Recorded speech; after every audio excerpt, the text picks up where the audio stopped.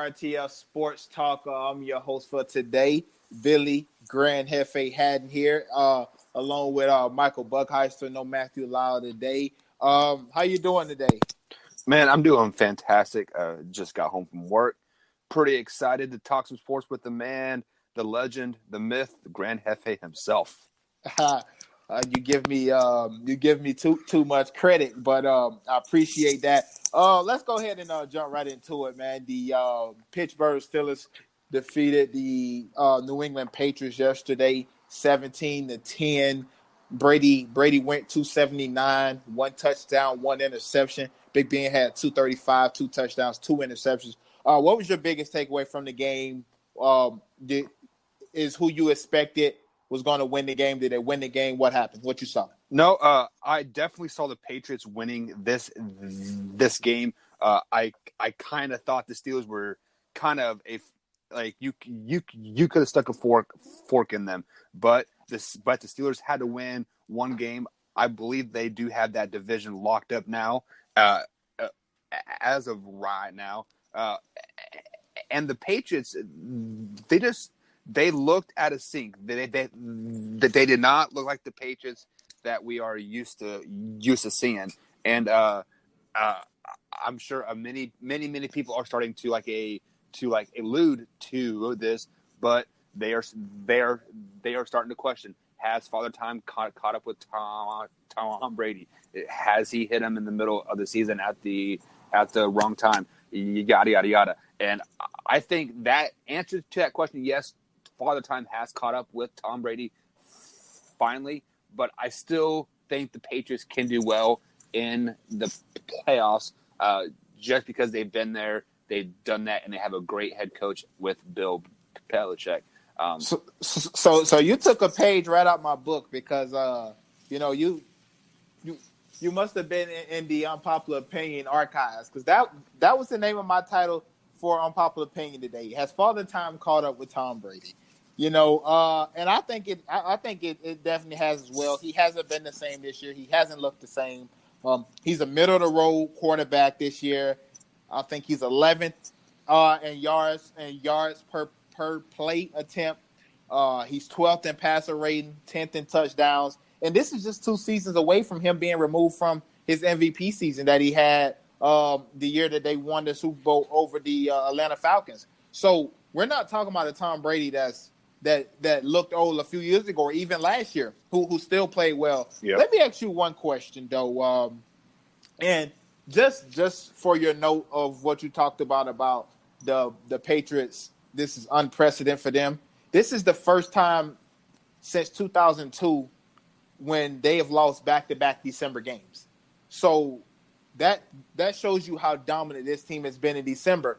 But do you? I know you said now the Patriots aren't the favorite anymore, but they could still win. Who you think now is the favorite in the AFC? Do you think Pittsburgh has came back up and kind of grabs hold of that, or do you think that the Chiefs it's the Chiefs and the Chargers and everybody else? So I definitely think it is still the Chargers. I feel it is the Chargers or the Chiefs to lose. Whoever gets to that AFC championship game, they will be the favorite to make it to the Super Bowl. I think the Steelers, they are a young teenage boy. They are like a old man. They only get up when they need to, and then they don't last very long. If you I thank you. there. I thank you for bringing a little bit of Matthew Lyle on the show today in his absence. Yeah, I definitely agree. I said this last week. I forgot which team it was. That kind of played subpar. And I said it's hard to get up for certain games in the NFL when teams are just not good. Nobody's looking at the Packers and saying, "Oh man, the Packers are 6-8 or whatever they are." Yeah. And we ain't gonna get up for this game. No, you playing Aaron Rodgers, you get up for it. You playing Tom Brady, a guy who's 11-2 against you. Over these last 13 game stretch, so they know what was at stake. They heard it all week long. They've been hearing it, for years now. So I definitely agree. I that's a good analogy right there. I mean, that was a good one right there. Appreciate And you. Just to clarify of like what I said earlier, the Steelers do not have that division locked up. Them and the Ravens are both tied with 8 wins apiece now. So the Steelers have to, they have to win, and they have to get a little bit of help from the Ravens as well. What a chart? If I'm not mistaken, Mike, I thought the Steelers moved in with I think they're nine wins right now. If I'm not mistaken, I thought right. I thought they were 7-5 going into the weekend. Let me pull up the things. I have it here. I just had to flip it. If I'm not mistaken, I think they are. Yeah, the Pittsburgh Steelers are 8-5, and the Baltimore 8-5-1, and the Baltimore Ravens are 8-6. So they still hold that half game lead over the Baltimore Ravens because of that tie. They don't have that 6 loss. So they are a half game above, but it's going to be tough down the stretch. So while we're here, who you think wins that division? Yeah, well, we have the Pittsburgh Steelers. Their last 2 games are against the Saints on the road, and then the Bengals at home, and then the Baltimore Ravens. They shape up with. I know they have the Browns the last game of the season, and then next week they play the Chargers. So that's going to be tough. It's going to be a tough stretch for them. Who you got winning that division? I really think it all comes down to that December 22nd game. That it is that primetime Sunday night game. You had the Ravens traveling to the Chargers. If the Ravens can upset the Chargers in that primetime game, show me good things, and kind of start peaking at the right time with their quarterback now of Lamar Jackson.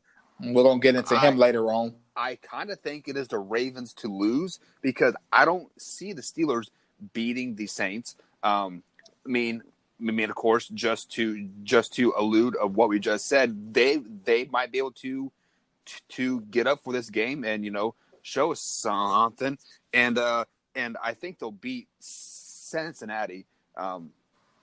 So shoot, I mean, it's got to be the Steelers just because they already have the half game lead, and they only need win to win. And if they win one game, the Ravens have to win their final 2, and I don't see them beating the Chargers next week. Yeah, it's going to be tough for the Ravens. It's going to be an uphill battle. Like you, I don't see the Steelers losing both those games. I see them splitting 1-1. But with that half game lead because of the tie, I think that's going to catapult the Pittsburgh Steelers right over the Baltimore Ravens, who's had a nice season. I don't think Lamar Jackson's going to get them there, but we'll get to him later. Moving on, staying right here in the NFL. The Browns still do have a 1% chance. They just have to have the Colts lose their final 2 games. They need Miami to win the we need a miracle. Games. We need a miracle. And I think the Titans and Colts have to tie or something. Have to tie. As well. Yeah, we have to get a tie in there. So we definitely a long shot. But this season was something to definitely build upon and improve upon. A lot of coaches are showing interest in this Browns job. So that makes me really proud as a Browns fan to think that we could probably get a great coach coming in next season. And they could definitely finish at a 8-8 season too, because they play Cincinnati next, and I think they finished with Baltimore as well. So yeah, actually 8-7-1. Oh, there you go. A little bit better than 8-8. Winning season. Yeah, exactly. Something that the Browns fans haven't seen in a while. But the Philadelphia Eagles played I always want to say the St. Louis Rams. I'm so used to saying that. But the Philadelphia Eagles played the Los Angeles Rams last night. The Philadelphia Eagles won 30-23. Foles went for 270, no touchdowns in a pick. Goff 339. I'm sorry, Foles went 2 touchdowns and 1 pick. Sorry. Goff 339, no touchdowns. There's the 1 pick. What was your takeaway from that game? And have the Los Angeles Rams finally lost control of the NFC home field throughout? I I definitely feel that they have probably lost the home field advantage, and I think they are okay with that because they still don't have to travel to a cold to someplace cold and sloppy in the playoffs. They are. I believe they are securely in that number 2 seed, like unless something crazy happens and they they drop their final 2 games in the Well, something crazy could happen. You got to think right now they're sitting at 11-3, right. and the Chicago Bears are sitting right there, 1 game behind them at 10-4. So they're right on their heels. And I know the Rams' next 2 games are pretty light. They got the 49ers and the Cardinals. The Cardinals this week, and then the 49ers in week 17. So I don't see them losing it, but you think if they can slip and falter, Chicago is right there at 10-4, ready to take that 2 seed over. So, and to answer what you just alluded to, they are the team right now poised to slip up in that slot, but I don't see them slipping up. They just have to win this next weekend versus the 49ers, and then they can sit week 17. With all that being said, the takeaway from the game, the Eagles aren't quite dead yet. They are relying on a quarterback that is hurt. Like Aaron Wentz, he has a fractured vertebrae in his back. Yeah, that sounds horrible, but I guess how you fix this is just rest. So it's not as bad as it sounds. I guess, but either way, he still has a broken vertebrae in his back, and I'm sure that's causing tremendous pain. So the takeaway from the game in general, Eagles are not dead. They are fighting for that slim hope. And if they sneak into the playoffs and they win that division, look out for them. You think? Just quick answer here. Do you think that Carson Wentz is holding them back? I wouldn't say he's holding them back, but if he doesn't get healthy before the grind of the playoffs start, if they make it there, they will not win the Super Bowl again by any means. But I don't know. Foles. Foles did come in last week. I asked that question just because I think Carson Wentz is holding them back, and not in the sense that I think Nick Foles is better than Carson Wentz or anything. I just think Carson Wentz is not the type of guy that could lead a team to a Super Bowl. Yeah, he's a nice, flashy piece, and I get it. He's a really good quarterback. I would never say he's a scrub or anything like that. That'd be crazy. But I just don't think that he is one of those type quarterbacks that we're going to look at when we look back to 15 years from now and say, man, that Carson Wentz, he was something special. And a lot of guys are making it seem like he's that type of quarterback, and I just don't understand how a backup quarterback can continue to come in and do what you've done or do what you're doing. That don't tell me great. It just doesn't. So that's why I asked that. Yeah, and he has and I don't think he's ever played in a playoff game either. No. So we don't know where he actually is, and Foles has been there and done that. So I think if Wentz is not 100% healthy, why not go with Foles? Yeah, I definitely agree. I think they have a better shot with Foles in there. Switching over from the NFC to the AFC, well, kind of a mix. Same division. I just thought about in the Colts and the AFC. Colts shut out the Cowboys yesterday. I think that's the first time that has happened since I believe it was 2009. Dak 24-39, 206 in an interception. Zeke under 100 yards, 87 touchdown rushes, no carries. Cooper only 4 catches on 7 targets for 32 yards. Andrew Luck didn't really have a good game either. He didn't have any touchdowns. Marlon Mack did it all on the ground with 139 yards. What was your takeaway? Did you see a shutout coming for the boys? And what does that do now, as we kind of alluded to last time, to that NFC East race where the Cowboys are holding a 1-game lead at 8-6 over the 7-7 Philadelphia Eagles and the 7-7 Redskins. How do you see that happen? Do you think the Cowboys lose their next 2 games? They got one at Tampa Bay, that's in Jerry World, and then they end the season in the Netherlands against the New York Giants in Week 17. What you think happened in this division? As far as the division goes, I think the Cowboys, they are okay. They almost needed this loss to crash them back down to reality. I believe they won 5 in a row or 5 something? in a row. Yeah, and like they were riding high on this train. Yeah, we can easily win 11 games in a row. Yada yada yada. So as a coach speaking, this is a good loss for the Cowboys. This brings them back down. This says, hey, we need to focus and like we really need to win these next 2 games. As far as the shutout goes, I did not see this coming. I have really not been impressed with the Colts defensive side of the ball very much this season. But being personally at that game, I believe it was the first quarter, and the Cowboys had a 4th and 1 at the 3, and the Colts stopped them.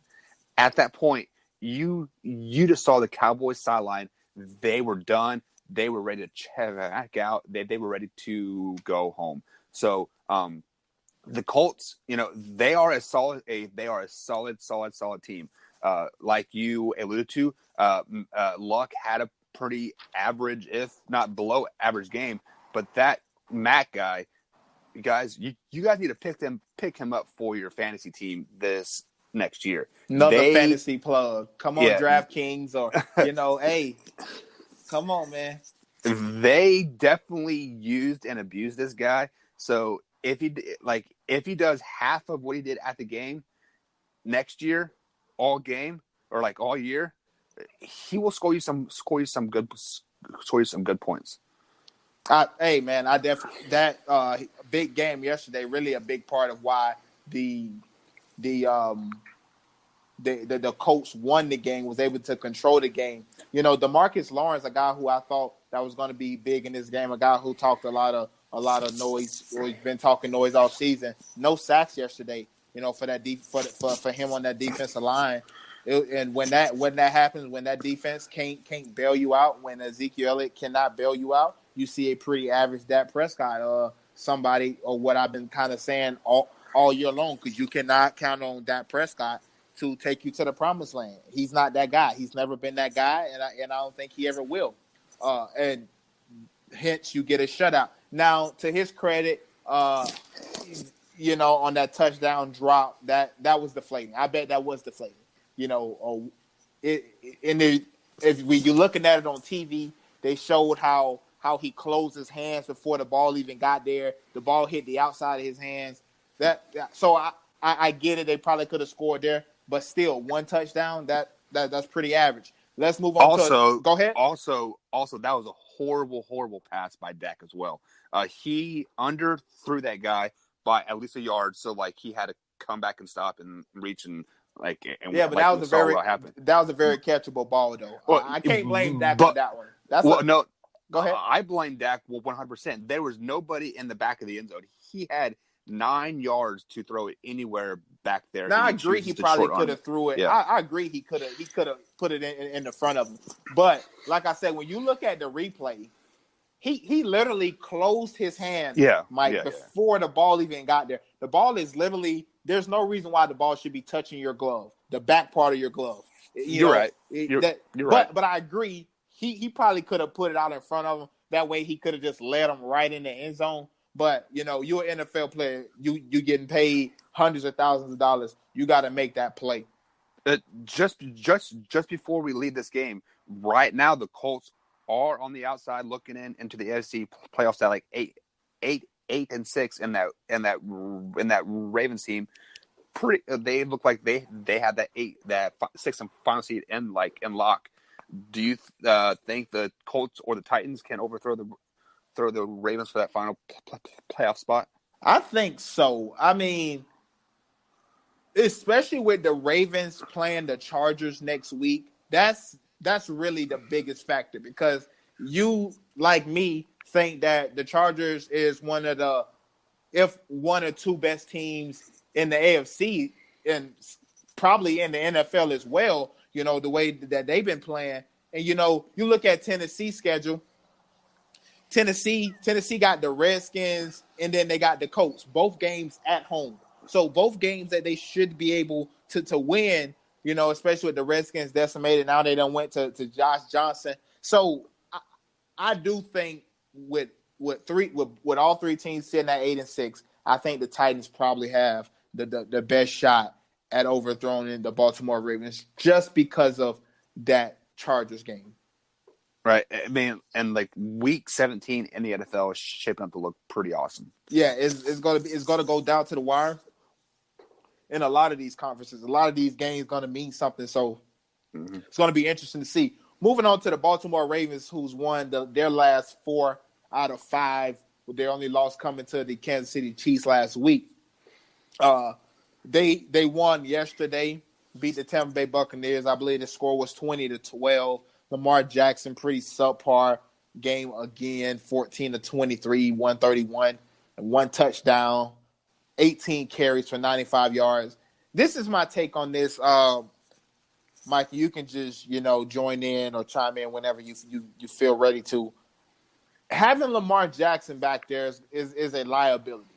And I said this morning on Unpopular Opinion, and I think in 2 years to this date, 2 years or before, the Baltimore Ravens is going to be in the market for a quarterback again.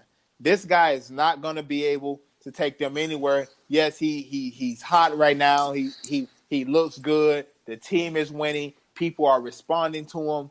But in this league, you're going to need to learn how to throw the ball. Michael Vick once had to learn how to throw the ball. Colin Kaepernick had to once learn how to throw the ball. Russell Wilson has, he learned to throw the ball. Cam Newton realized, listen, I may be 6'5", 250 pounds, but I need to learn how to throw the football. And until this guy learned how to throw the football in 5 games, he got a grand total of 731 yards in 5 games. 427 yards on the ground. That's just not going to get it done.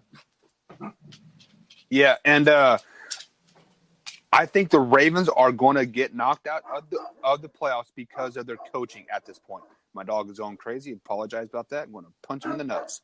But regardless, McGraw, hush. Sorry about that. I'm back. So regardless, Lamar Jackson is not the quarterback for the future of the Baltimore Ravens. And like as soon as Baltimore put all their eggs in that basket saying we are riding with Lamar Jackson. And they already have reports that came out saying that they're going to part ways with Joe Flacco. And I think that's going to be their biggest mistake.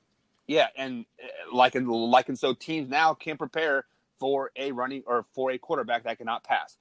So a team like the Chargers are going to put 8 guys in the box, and they're going to force Lamar Jackson to beat him over the top. That is the only way the Ravens will have a chance against the Chargers is if they beat them with the long ball, and the Chargers they stumble and they step on themselves. Same thing versus the Browns. The Browns are going to bring pressure. They're going to keep Lamar Jackson in the pocket and force him to beat them deep, and that's why the Ravens will not be in the AFC playoffs, and Lamar Jackson will put the Baltimore Ravens in a top 10 pick next year. And the Cleveland Browns are definitely going to be a really prideful defense that week, because we're not letting them clinch the playoffs, especially if the Steelers have already clinched, with the division. We're definitely not going to let another team from our division get into the playoffs by beating us. No, that's not going to happen, and I don't foresee the Ravens doing anything because of Joe Flacco, and I think that's the reason why John Harbaugh's probably excited about getting out of there. Thank you. Thanks, but no thanks. I appreciate all the love. He would look good in a Browns shirt on the sideline there. Huh? He very will. He very will, because we know we're going to have a good defense, that's for sure. And that defense is already solid. Like I say, we just need a few pieces, one at wide receiver, and I think we'll be perfect. Maybe get us another a guard, or a tackle, and we'll be perfect. Perfect. Do you think right now that Cleveland Browns job is a harder job than the Green Bay Packers? I think so, and I say that because you have a young quarterback in Baker Mayfield who still is going to be willing to learn. Where Aaron Rodgers is already setting his ways. He read the articles about how good he is, so he knows he's that good. Everybody always tell him how good he is, and when he mess up, it's everybody else's fault. So he already feel entitled. So check mark right there for me on the quarterback. Then you think about Nick Chubb and Aaron Jones. Well, I mean, if I get the guy who's still learning also, who's going to be returning to his second year, give me that check mark there. Plus you will have a guy like Duke Johnson still there. So running back position is pretty much locked up. Now receiver, you're going to get at to the Packers. But where I think the most interesting part of that job is on the defensive side of the ball. You have a better defense in Cleveland than you have in Green Bay. Plus, you in a more favorable division. That's exactly where I was going to go. Yes, where the Steelers are kind of declining. Big Ben going to retire. Oh, it's Antonio's fault. It's Mike's fault. Oh, I was ready to go, but, whatever. And you got the Bengals who's being the Bengals and the Baltimore Ravens who's going to have Lamar Jackson as their quarterback. Yes, give me the Browns job. Man, I like what you're saying there, Billy. Like what you're saying. All righty, move it on to for our final topic of the day, the Monday night football game tonight. Saints coming in. They are in prime position right now to move to 12-2, first place in the NFC, taking on the Panthers, who's lost 4 of their last 5, fired their defensive coordinator a few weeks back. What you see happening tonight? I've been going back and forth on this game since Saturday, just like when we started prepping for shows and stuff. And I think this is going to be a great game. Carolina has been great at home. I believe they are 6-0 at home, maybe 5-1. I'm not 100% sure on that. But the Saints have so much on the line for this game.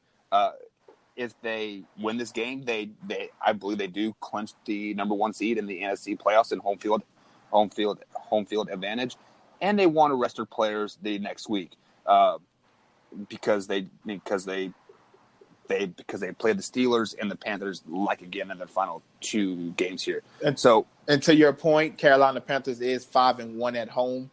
New Orleans is 6-1 on the road. So I think this is going to be a really high emotional game. The Panthers they still have that slim playoff chance. They are on the outside looking in.